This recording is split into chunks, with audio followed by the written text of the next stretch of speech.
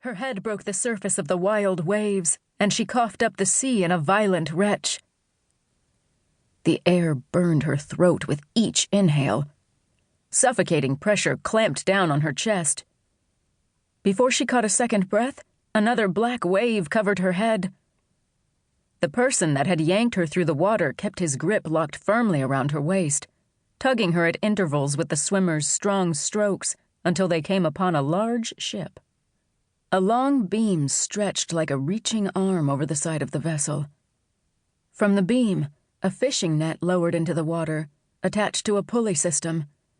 "Hang on to the netting while I pull myself up," the faceless man holding her commanded. He spoke the common tongue, but with just enough of an accent to confirm he wasn't native to Petria. Fina tried to help pull herself into the net, but after her struggle with the ocean, the well of her strength had completely run dry. "I can't." Fina's head dipped under the water again. The man gripped her scarred bicep and hooked her arm to the net. A fiery, tingly sensation immediately pulsed from her scar. Fina flinched at the contact. No one touched her. Not willingly. This stranger had no idea what he'd done. She didn't know what the fates would send his way, be it a sea monster or a deadly accident, but the poor man would soon find out. She hoped the consequence would come quickly so his suffering might be minimal. He positioned himself in front of her, looping one arm into the net while the other firmly gripped her arm. She saw his striking green eyes for the first time. "You must hold on to the net until I can climb in and pull you up." His voice was a deep rumble, partially masked by the wind and the creaking of the ship as it rolled over the high ocean waves. Water ran from the man's black hair down his shadowed face. He shook her shoulder and shouted to be heard over the waves crashing into the side of the boat. "I'll lose you if you don't." Lightning cracked a few 100 yards off, and Fina flinched. The whites of her rescuer's eyes glowed, reflecting off the water as rain poured from the sky. Even with the chaos around them, he didn't break his ghostly stare until she gave a convincing nod. Satisfied, the man turned and pulled himself up the netting and out of the water. For the smallest moment, Fina thought he was abandoning her.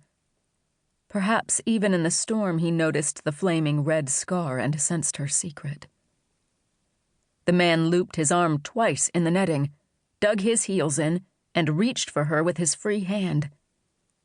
He pulled her so hard and fast that she thought her wrist would detach. She landed like a dead fish on top of him in the swaying net. The abrupt contact with another person, the blissful sensation of touch, reminded her of all of the other touches that had caused her family and so many others in Vino Antico pain. It transported her to an awful place of remembering, of reliving. The world was a wash of gray and black. Gray, the clouds blanketing the morning sky, smothering the sunlight. Black, the clothing of all of the mourners in attendance. Gray, the pallor of Mama's skin as they lowered her youngest son into an early grave. Black, the dark expressions of the townspeople cast in Fina's direction before several turned to show her their backs. She stood apart from the rest, as near the edge of the graveyard cliff as she dared. The ocean crashed against rocks below. The thought of the potential fall at so great a height sent ripples of fear up and down her spine. Paralyzing. She deserved the discomfort and was unwilling to add to the grief of those she loved any more than she already had by cursing them with her presence. She shouldn't have come. Her absence was the only kindness she might have offered what remained of her grieving family. But she loved her brother too much not to say this final goodbye. Her rescuer whistled to the crew above, bringing her attention back to the present. The ropes hoisted them into the air. Fina leaned away from him, threw up half of the ocean and, because she lacked the strength to do anything else, collapsed back onto his chest, letting him support most of her weight. Waves roared in her ears.